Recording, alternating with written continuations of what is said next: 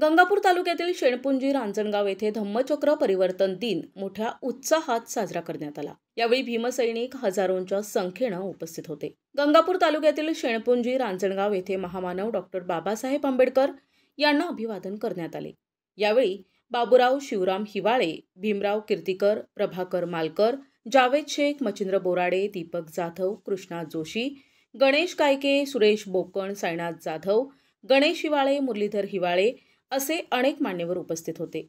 शहर परिसरातही धम्मचक्र परिवर्तन दिन मोठ्या उत्साहात आणि श्रद्धेने साजरा करण्यात आला असून सकाळपासूनच अनुयायांनी बौद्ध विहारात जाऊन बुद्ध आणि डॉक्टर बाबासाहेब आंबेडकर यांना अभिवादन केले।